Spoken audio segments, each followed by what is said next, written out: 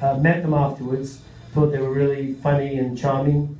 They met her, obviously, liked her very much, and one of them, as you probably know, liked her in particular, and asked her out, and long story short, Jane ended up going out with Paul McCartney for a couple of years. So during that time, our parents actually took pity on him because he was hanging around the house all the time, and offered him the guest room at the top of our house, which is next to my bedroom, as a kind of pied-à-terre when they weren't out on the road, which he accepted. So the end result was that Paul and I were living next to each other for a couple of years. And during this time, of course, I got to get to know him. I got to listen to his record collection, which was bigger and better than mine. I got to listen to him play the guitar, much better than me. In fact, overall, it was an amazingly depressing experience. But it did have an upside, which is that I heard some of the new songs that he'd written. And in the course of all that, I had heard this unfinished song called World Without Love. He had written it, John apparently didn't like it, or at least didn't think it was right for the Beatles. What I've read later, since then, is that John actually made fun of the lyrics. When Paul would sing, "Please lock me away," John would go, "Okay, I will, the song's over." Which is very John. So, anyway, the song was languishing. He never finished it. It had no bridge, just had the two verses. So when we got our record deal, I went back to Paul and said, "Look, that song I heard a couple of months ago, is it still doing nothing?" And he said, "Yeah, it's just unfinished sitting there." I said, "Great, can we have it? I really like it. I think we could do a decent duo, Everly Brothers rip-off version of it." And he said, "Great." And he wrote out the lyrics for me so that I could learn the words. And that's the original lyric sheet. You can see the words and the chords. Of course, the original of that is safely locked away in my safe home in Malibu, so that when things go completely to shit, I can run to Sotheby's like the wind. And it always gets a great laugh. And of course, the really funny thing is, it's true. And he also, I had a reel-to-reel tape machine in my room, as did he. And he very kindly made a demo of one verse on my tape machine so that we get the melody right. And this demo was lost actually for a while, and then I actually found a copy I'd made of it some couple of years ago. So just for your interest, I'll play you the original demo Paul gave me of one verse of World Without Love. Lock me away and don't allow the day here inside where I hide with my loneliness. I don't care what you say, I can say in a world without love.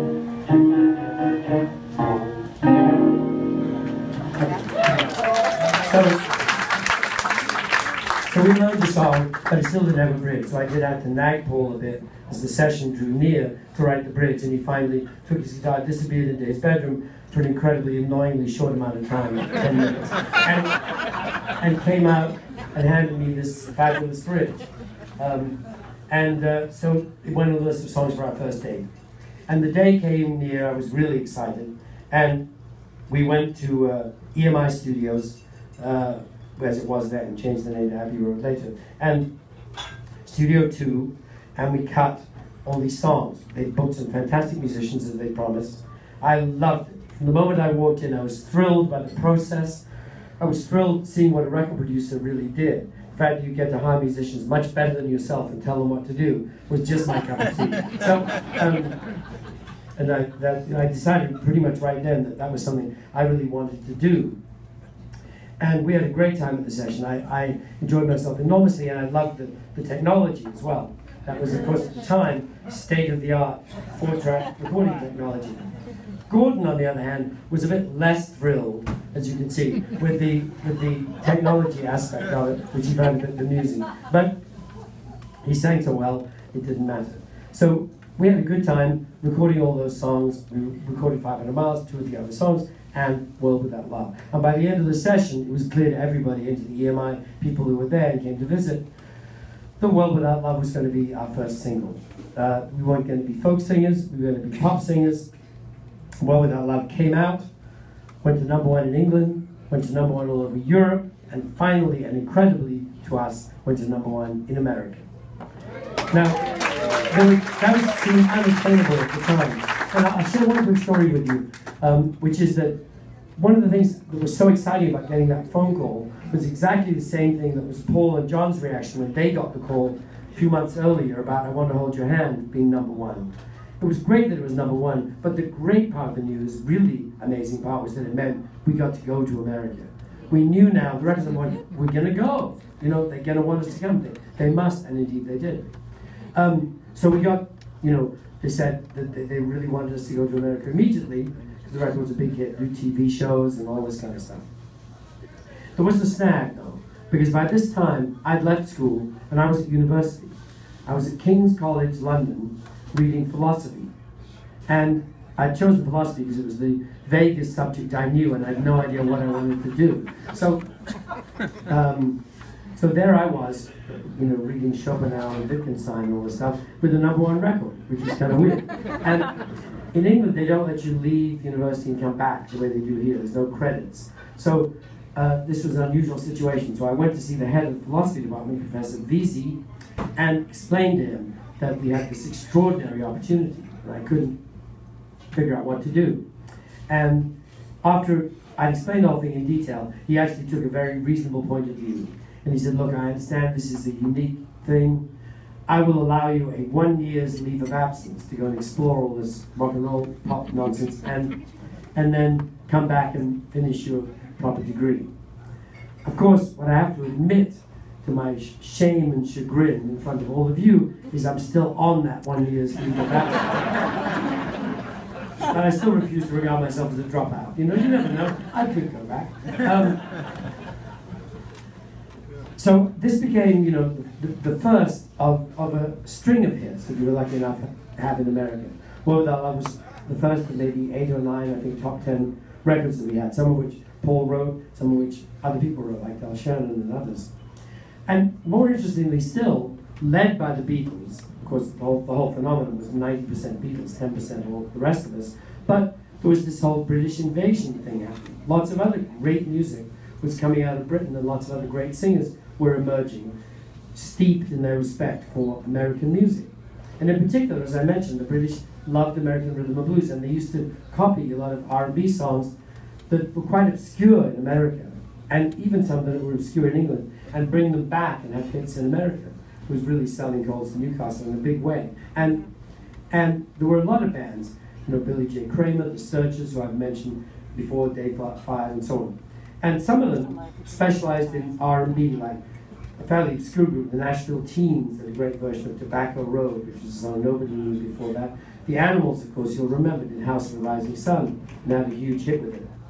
But actually, my favorite of all the British Invasion R&B covers was almost one of the most obscure, because I didn't know the song at all until I heard their version. And it was by a blues band called the Moody Blues. Now, I say that advisedly because this really was a blues band. This was before the Moody Blues went all orchestral and mysterious. And they were a blues band, and they had this amazingly good lead singer. He turned out to be later a great songwriter himself. But he was an amazing singer, and his name, of course, was Denny Laine, who went on, as most of you know, to be a key member of Wings for many years, and has had a great career since, and as I said, written these great songs himself. But he did, with his band, the Moody Blues, this amazing cover of an obscure R&B song called Go Now. And I loved that record so much. It was my favorite. Now, and the miracle is that Denny Laine happens to be in the house this evening, and I prevailed upon him to sing my favorite R&B cover, Go Now.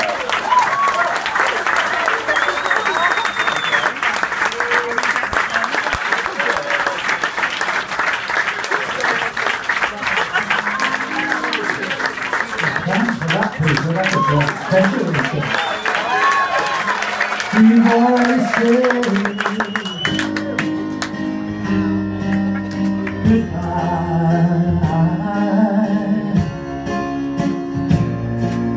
since you gotta go, oh, you better go now.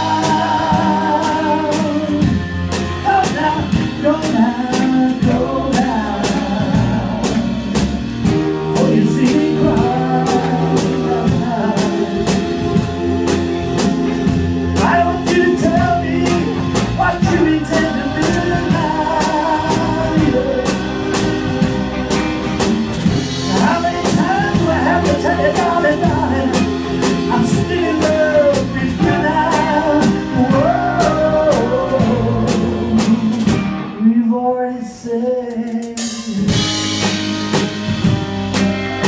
so long.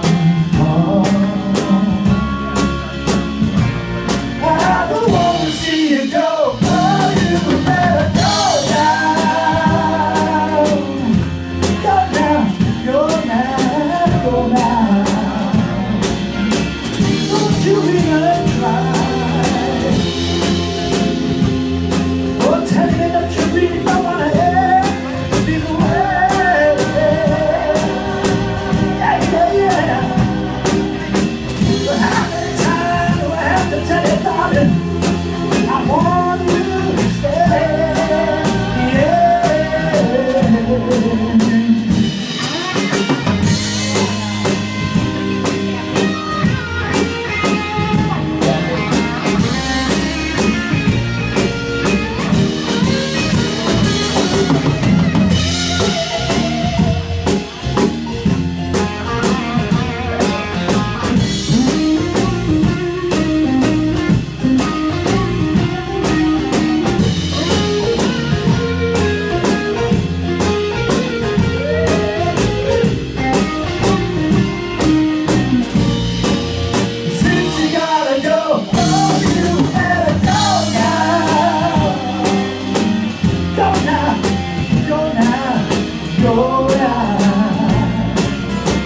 Don't you even try. Tell me that you really don't want to end this way.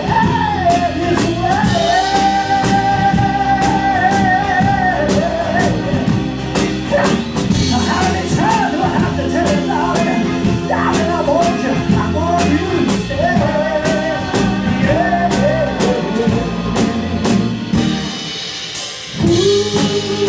Ooh.